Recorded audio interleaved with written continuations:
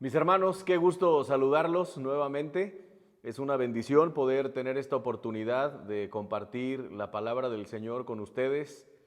Y bueno, siempre va a tener un toque especial compartir con un ministerio de varones.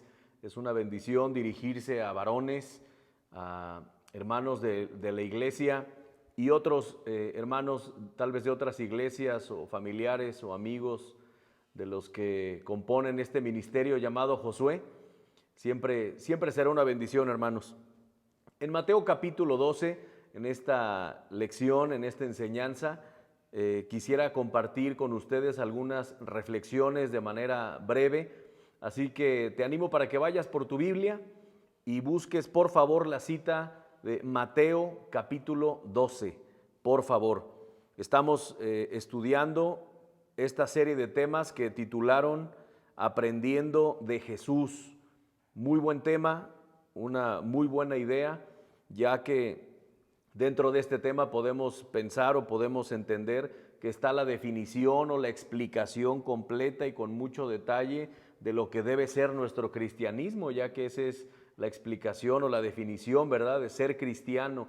Necesitamos conocer bien al Señor para poder estar seguros que nuestro cristianismo se está desarrollando de manera correcta. Y no hay otra forma de aprender del Señor sino yendo a las Escrituras y de manera muy especial a los evangelios. Así que, bueno, en Mateo capítulo 12, si ya estás allí, ahí va a estar nuestro estudio. En los evangelios que acabo de mencionar, mis hermanos, nos encontramos con escenas que desafían nuestro tipo de cristianismo. Al ver el nivel de amistad, hablando de este tema, al ver al nivel de amistad y cercanía que nuestro Señor Jesucristo consiguió. Ese es el tema que quiero compartir con ustedes. Dentro de esta serie, Aprendiendo de Jesús, quisiera que estudiemos en esta lección cómo se relacionó el Señor con sus discípulos, con la gente cercana, con los religiosos de aquel entonces, del primer siglo, con toda la gente en general, creyentes, no creyentes, religiosos, sus cercanos, con desconocidos también. Es muy interesante y ahí es donde encontramos un desafío para nuestro cristianismo, ya que todo lo que hizo el Señor, justamente como Él lo menciona en Juan capítulo 13, espero no estar errando la cita, cuando Él mencionó, porque ejemplo os he dado. Después de lavar los pies de sus discípulos, el Señor pone, por decirlo así, este principio, que sigamos, que le imitemos. Estas palabras nos las podemos apropiar y podemos verlas, podemos tomarlas casi como un mandamiento, como una orden. Como Él hizo, así también nosotros hacer. Así que en esta parte, que puede ser que no suene tan espiritual, yo considero que lo es. ¿Cuál es esa parte? La manera en la que el Señor se relacionó con los demás. ¿Cómo es que fue amigo, no solamente maestro, sino amigo de la gente que estuvo cerca? ¿Cómo es que se relacionó con ellos? ¿Cómo les trató? Es muy importante esta parte. Esto es lo que desafía a nuestro cristianismo. El Señor consiguió una cercanía evidente con la gente que estuvo cerca, de manera que tal vez hasta nos podemos hacer la pregunta o podemos dudar si realmente un día podríamos hacer como Él hizo, si un día podríamos tener una cercanía así como el Señor la tuvo. Nuestra cita es Mateo capítulo 12, pero para aclarar bien este punto voy a ir a algunas citas diferentes de Mateo 12. Pero quiero aclararlo, vemos a sus discípulos en una relación de amistad tan estrecha con Jesús que nos lleva a concluir que no solamente era su maestro, sino su amigo y uno entrañable, podemos decir. Por ejemplo, se registra en los evangelios cosas como estas. Juan capítulo 13, que también mencionaba hace un rato, pero en otra parte, en el versículo 37, Pedro llega a expresar esto. Pedro, cercano de Jesús, discípulo de él, más adelante se convierte en apóstol del Señor, pero en esta parte de la historia se registran palabras que nos dan luz de esto que estamos hablando. Dice el versículo 37, y dijo Pedro. Señor, ¿por qué no te puedo seguir ahora? Mi vida pondré por ti.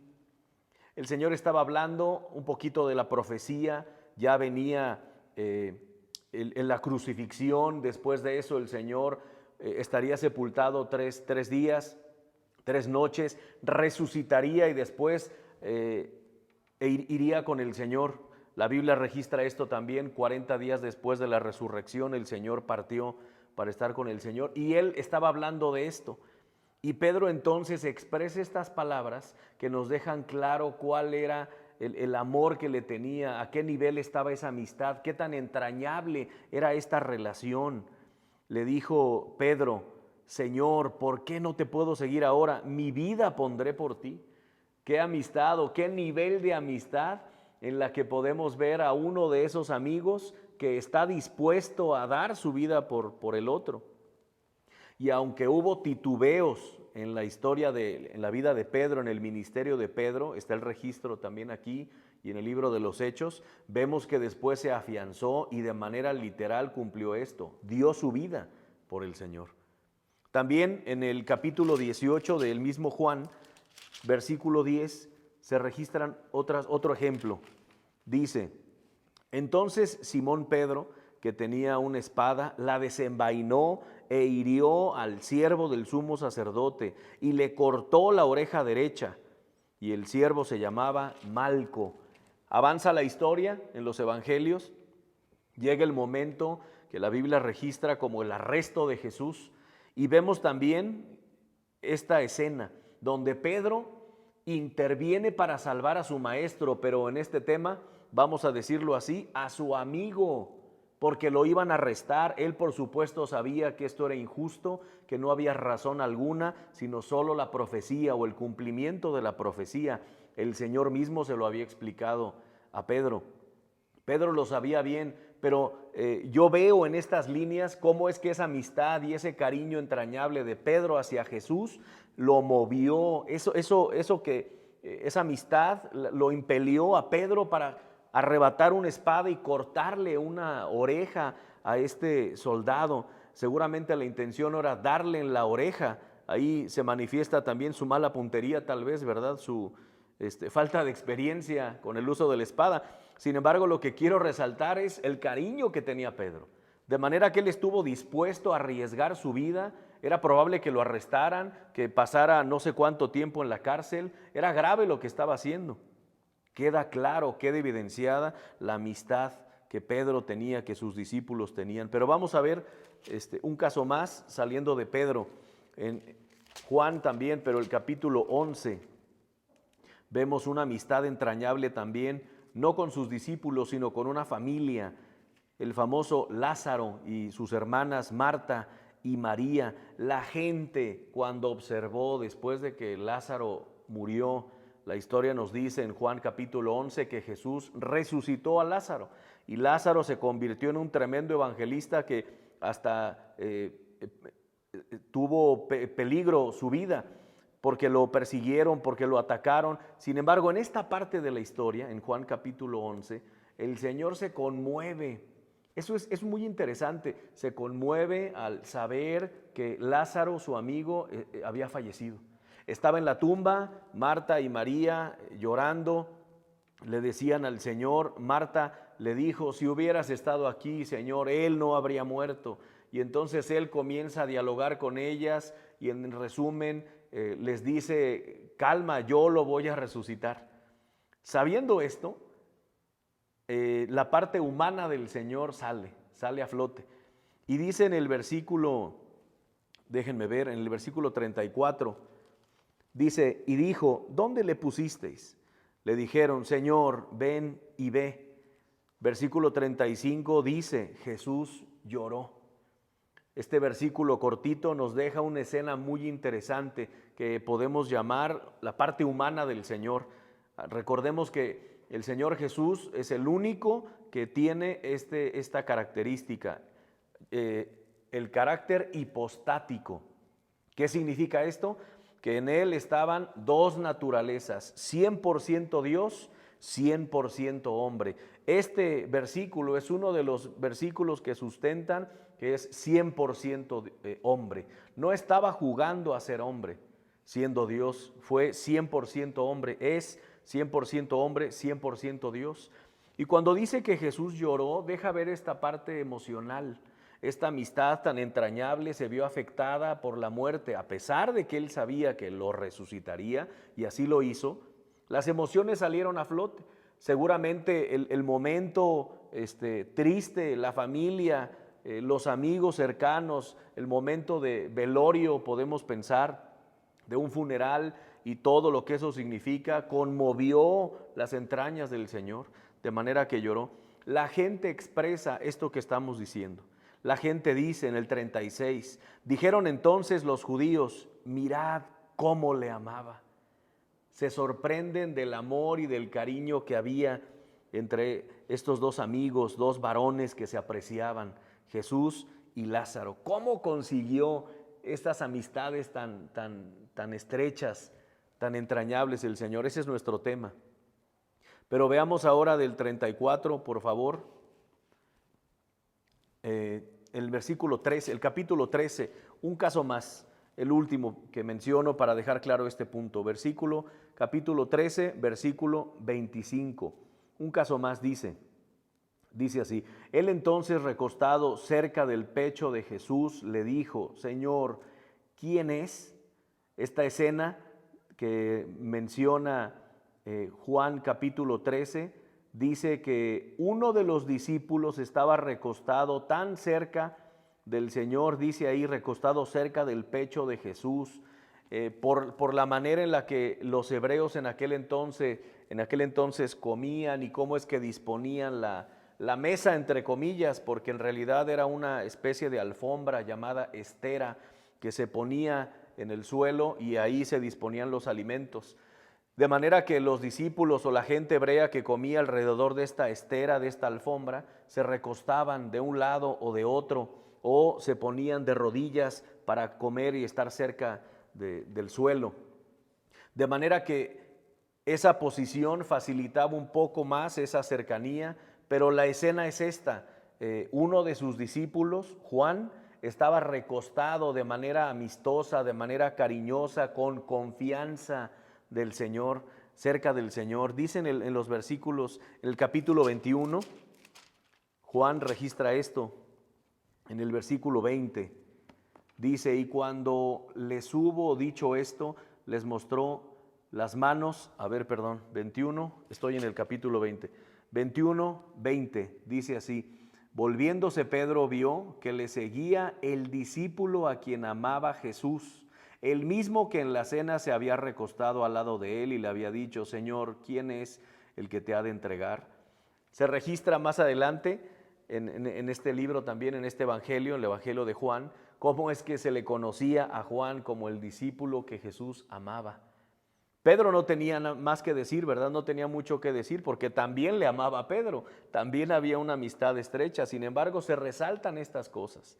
Quiero con esto dejar claro que el Señor no solo se concentró en enseñar, no solo se concentró en instruir, en exhortar, en sanar, esas cosas las hizo definitivamente, pero yo quiero, y son muy importantes, pero yo quiero ir a la base de todo esto.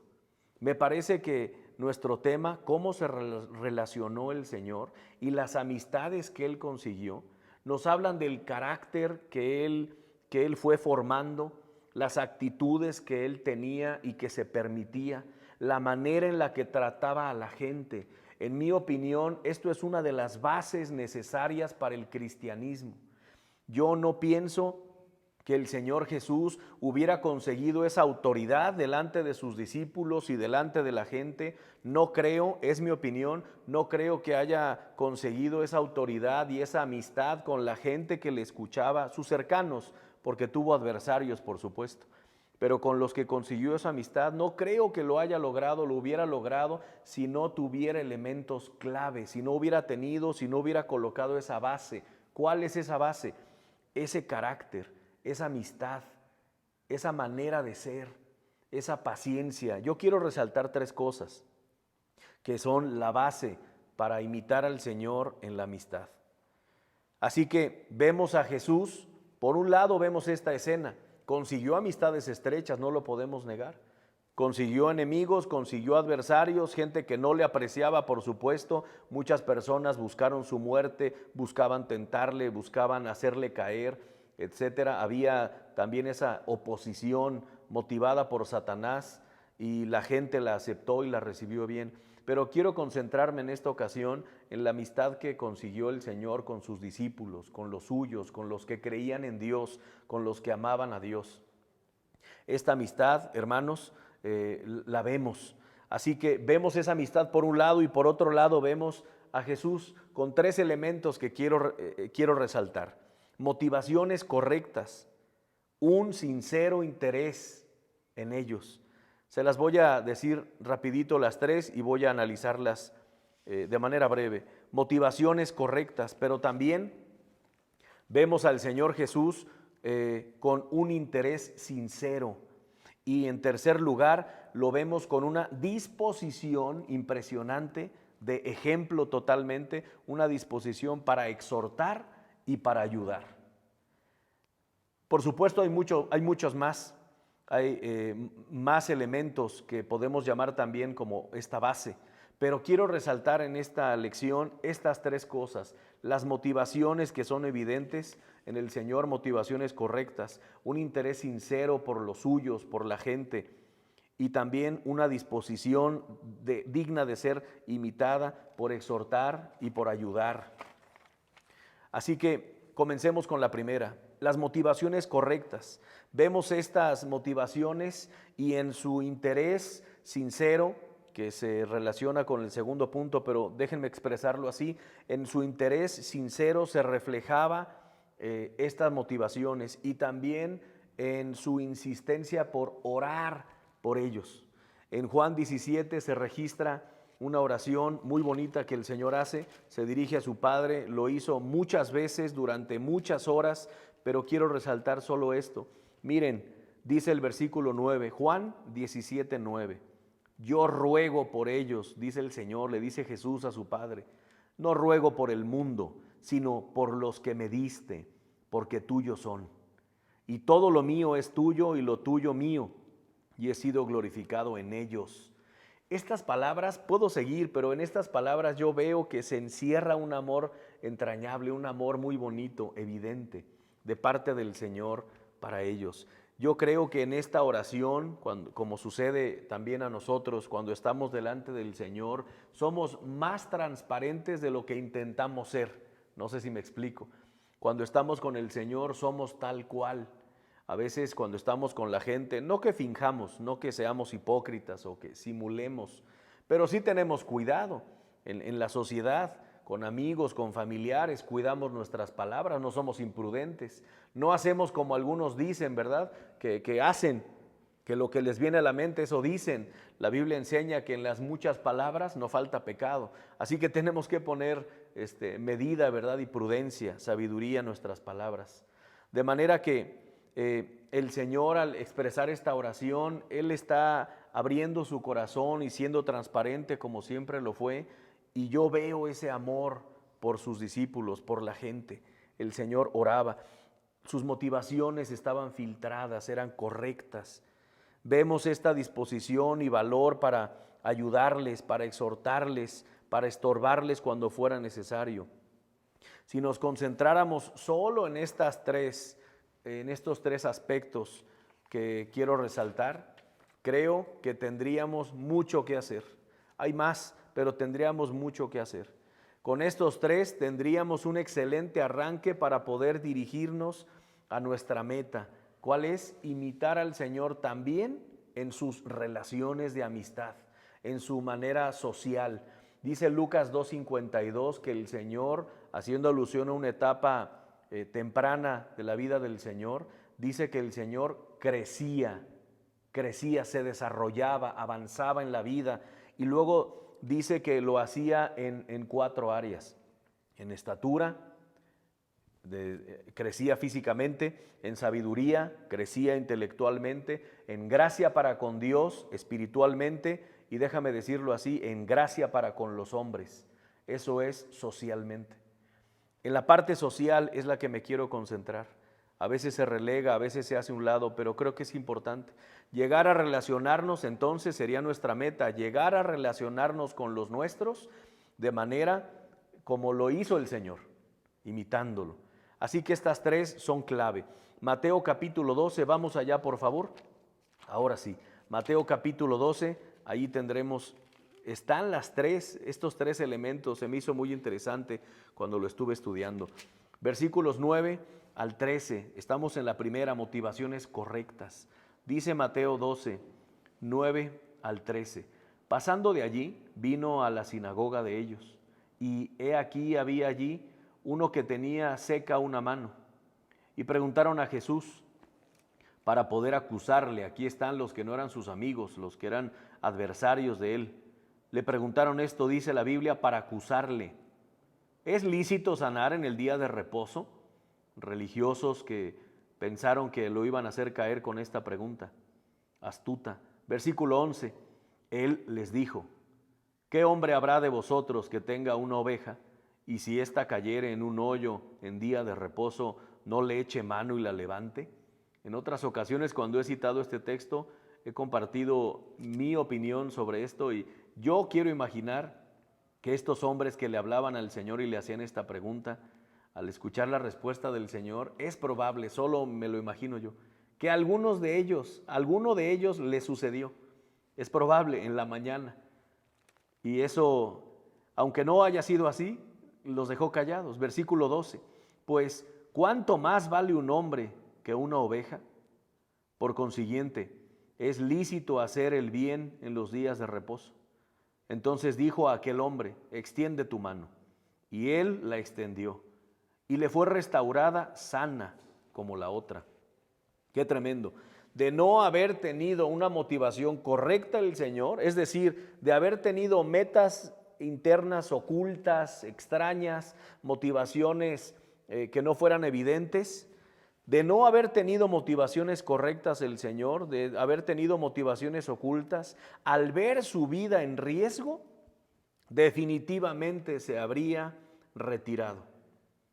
Definitivamente se habría replegado, ¿verdad? Como decimos, definitivamente no se habría aventurado o aventado para confrontar a estos hombres y para sanar al otro que estaba en conflicto, en una situación de salud terrible. Así que en este pasaje, léelo con calma. Yo te animo, mi hermano, hermanos, los varones que estén escuchando esta enseñanza, los animo para que vayan a las Escrituras, en especial a los Evangelios, y que vean más allá de lo que las historias nos narran. Por favor, te animo en el amor del Señor para que puedas aplicarlo a tu vida. Pregúntate, ¿qué movió al Señor para hacer eso? ¿Qué había en su corazón? ¿Qué había en su mente? ¿Qué buscaba el Señor para enfrentar tal ataque? Para arriesgar su vida de esta manera. ¿Qué buscó? Eso es una manera correcta y bonita de estudiar la Biblia. De hecho, es la manera en la que debemos hacer y disfrutar de nuestro tiempo de devoción, es decir, nuestros estudios bíblicos personales. Es así como se profundiza, no quedándonos solo en una lectura rapidita, sino preguntándonos por qué de esto, por qué de aquello, etcétera. Ahí yo veo en este pasaje, que te animo leas después con más calma, motivaciones correctas. Pero también hay un interés sincero en el mismo capítulo, 14 al 15. Sígueme por favor ahí con tu Biblia. Dice, y salidos los fariseos, tuvieron consejo contra Jesús para destruirle. Esto lo sabía el Señor. Sabiendo esto, Jesús se apartó de allí y le siguió mucha gente, y termina diciendo, y sanaba a todos. Qué interesante. El Señor definitivamente tenía un interés sincero en la gente. Aún en esos hombres religiosos adversarios, algunos de ellos se convirtieron, algunos de ellos quebrantaron su corazón y se rindieron al Señor, unos pocos de estos. Pero el Señor definitivamente estaba interesado en las personas, en las almas. Dice al final del versículo 15, y sanaba a todos. Es una frase cortita, rápida, que podemos leer rápidamente, pero el contexto Donde está esta frase es impresionante. Hay ataques, hay gente que está tratando de maquinar cómo destruir al Señor, así dice el texto, versículo 14, querían destruirle y unos versículos antes querían hacerle caer. Es interesante el contexto.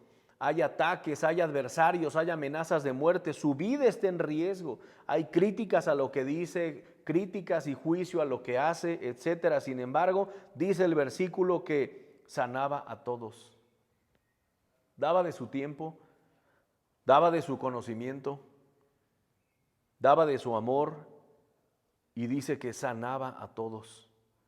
Definitivamente algo que debemos imitar. No solo las motivaciones correctas, sino un interés sincero. Cuando tú y yo nos interesamos en los hermanos, en la familia, en los no creyentes, mi hermano, déjame decírtelo así directamente y con cariño, y también es para mí, se nota, es evidente. Eso no se puede fingir, por lo menos no por mucho tiempo.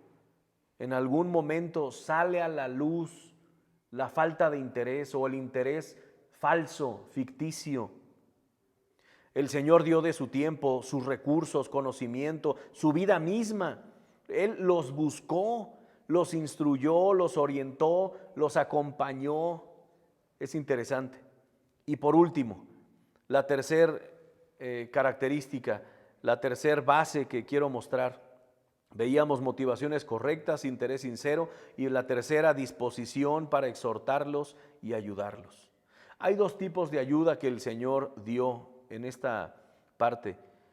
Quiero resaltar estas dos, y las dos son necesarias. Por un lado, el Señor ayudó de esta forma, sanando, enseñando, alimentando, etcétera. Lo vemos en Mateo 12, miren rápidamente, versículos 38 en adelante. Dice el versículo 38, entonces respondieron algunos de los escribas y de los fariseos diciendo, Maestro, deseamos ver de ti señal. Él respondió y les dijo, la generación mala y adúltera demanda señal, pero señal no le será dada, sino la señal del profeta Jonás. Qué tremendo, estaba haciendo alusión a las Escrituras, al Antiguo Testamento. Allí había una enseñanza que se relaciona hasta con la profecía. 40. Porque como estuvo Jonás en el vientre del gran pez 3 días y 3 noches, así estará el Hijo del Hombre en el corazón de la tierra 3 días y 3 noches.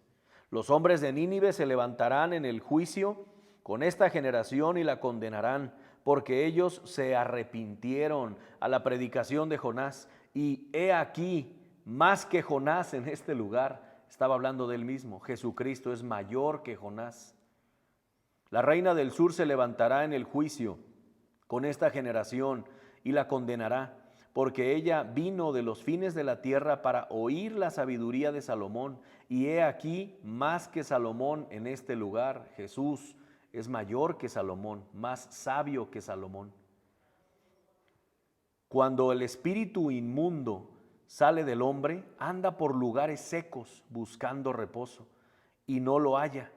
Entonces dice, volveré a mi casa de donde salí, y cuando llega, dice, la halla desocupada, barrida y adornada. Entonces va y toma consigo otros 7 espíritus peores que él, y entrados moran allí, y el postrer estado de aquel hombre viene a ser peor que el primero. Así también acontecerá a esta mala generación. Este pasaje, hermanos, del 38 al 45, ¿de qué nos habla? Son varios temas, son varios versículos, hay una enseñanza bonita y profunda en estos textos. No la vamos a estudiar y no nos vamos a meter de lleno o a fondo en este pasaje, pero lo que quiero resaltar es que el Señor en estos pasajes, con estas palabras, estaba ayudando a la gente, aún a sus adversarios. Si estos hombres hubieran puesto atención en cada palabra del Señor, en su intención, ellos hubieran entendido que Él venía del Señor, que Él venía del Padre, que había solución, que había salvación, que más grande que Jonás estaba Él, Jesús, delante de ellos, que alguien más sabio que Salomón estaba frente a ellos, y tuvieron la oportunidad de caer de rodillas y reconocerle como Dios. Dos tipos de ayuda que son necesarias. Dos tipos de ayuda dio el Señor: sanaba, enseñaba, alimentaba, pero también exhortaba y exhibía lo que era necesario. Con esto termino. Mateo 12 dice del 33 al 37. Vean cómo exhortó y exhibió lo que era necesario que saliera a la luz. O haced, dice, el árbol bueno y su fruto bueno, o haced el árbol malo y su fruto malo, porque por el fruto se conoce el árbol. Y dice el 34, tremendas palabras: generación de víboras, ¿cómo podéis hablar lo bueno siendo malos? Porque de la abundancia del corazón habla la boca. El hombre bueno del buen tesoro del corazón saca buenas cosas, y el hombre malo del mal tesoro saca malas cosas. Mas yo os digo que de toda palabra ociosa que hablen los hombres, de ella darán cuenta en el día del juicio. Y el 37, porque por tus palabras serás justificado y por tus palabras serás condenado. Qué tremendo. El Señor, a pesar de estar en este contexto de amenaza a su vida, de críticas, de juicio de parte de sus adversarios, no se detuvo por el qué dirán, como a nosotros muchas veces nos pasa y nos puede pasar y nos puede detener el qué dirán, las apariencias, el qué van a decir mis hermanos, mi familia, mis amigos. El Señor no se detuvo. Así que este elemento me parece sumamente importante, esta disposición para ayudar y para exhortar cuando sea tiempo, cuando sea necesario. El Señor enseñó, el Señor sanó, el Señor ayudó, pero también estuvo dispuesto a decir las cosas que se tienen que decir, hacer ver lo que era necesario que se manifestara o que saliera a la luz. Para concluir, hermanos, estos elementos, hay muchos más por supuesto, pero estos elementos que resalto de la vida del Señor, creo que fueron clave en su vida, en esta parte de cómo es que se relacionó. Qué interesante y qué anhelo, qué ganas nos da cuando vemos las cosas así de tener al Señor cerca. Cómo me gustaría, y seguramente a ti también, estar cerca del Señor de manera física, ¿verdad? Lo tenemos cerca de manera espiritual y a través de su palabra mucho más cerca. El Espíritu Santo mora en nosotros, pero me refiero a esto, ver en práctica, ver al Señor cómo actuaba, sus expresiones, el tono de voz que usaba. Lo podemos imaginar o deducir en las Escrituras, pero ¿cuántas ganas dan de escuchar esa parte directamente del Señor? Creo que estos elementos, hermanos, nos pueden aportar para que sepamos cómo relacionarnos con los demás. Cuando analizamos nuestras motivaciones, estamos bien delante del Señor, nuestro corazón, por decirlo de alguna forma, está filtrado con la palabra de Dios. Cuando manifestamos interés sincero porque lo tenemos en el corazón y en la mente, porque lo anhelamos o porque se lo pedimos al Señor, lo instalamos, ese interés. Si no lo tienes, si no lo experimentas, pídeselo al Señor. Pídele al Señor que apretuje tu corazón, que constriña tu corazón, para que tengas ese interés por las almas, ese interés por los creyentes y su edificación, su crecimiento. Pero cuando hacemos esto, manifestamos amistad. Y cuando estamos dispuestos a enseñar, a dar de nuestro tiempo, de nuestra vida, de nuestros recursos, de nuestro conocimiento, poco o mucho que tengamos, y en algunos casos especiales, con la gente más cercana, que estemos dispuestos a exhortar, con cariño, conocimiento y amor, son los requisitos bíblicos para exhortar. No es a cualquiera, no es a diestra y siniestra, no es simplemente porque lo debo hacer, entonces voy a exhortar aquí y allá y me pongo el título de consejero o exhortador oficial. Error triste que te va a traer problemas. Eclesiastés capítulo 3 dice que para todo hay tiempo. Hay que definir cuándo y si me toca. Pero en la gente cercana hay veces que sí me toca hacerlo, estar dispuestos a hacerlo. Todo esto. Y concluyo con esto. Les propongo de manera práctica estas tres cosas. Pidámosle al Señor que nos ayude con estas tres cosas. Nuestras motivaciones, que las analice el Señor. Y como David le decía, al Señor lo expresa en un salmo, digamos también a Dios: examíname, oh Dios, pruébame y ve si hay en mí camino de perversidad y guíame en el camino eterno. Pero también una petición más de estas tres cosas: pidámosle interés, ya lo mencionaba, en los que nos rodean, en la familia, en la iglesia, en los no creyentes. Roguémosle al Señor esto. Está bien pedirle eso. Si tú identificas que hay esa indiferencia, frialdad o poco interés por la gente, pidámosle al Señor: Señor, dame un corazón más sensible. Y la tercera, roguemos al Señor por esa disposición para exhortar. Ya mencionábamos cuando es necesario, cuando es correcto, cuando es el momento, cuando me toca. Pero también pidámosle esa disposición para enseñar a los nuestros en el momento correcto, con los elementos necesarios. Que Dios te bendiga, mi hermano, y espero que haya sido de bendición esta reflexión cortita, pero que sigamos, y te animo que sigamos al Señor aún en esto, cómo se relacionó con sus discípulos y con la gente. Que Dios te bendiga y que el Señor nos use en esta parte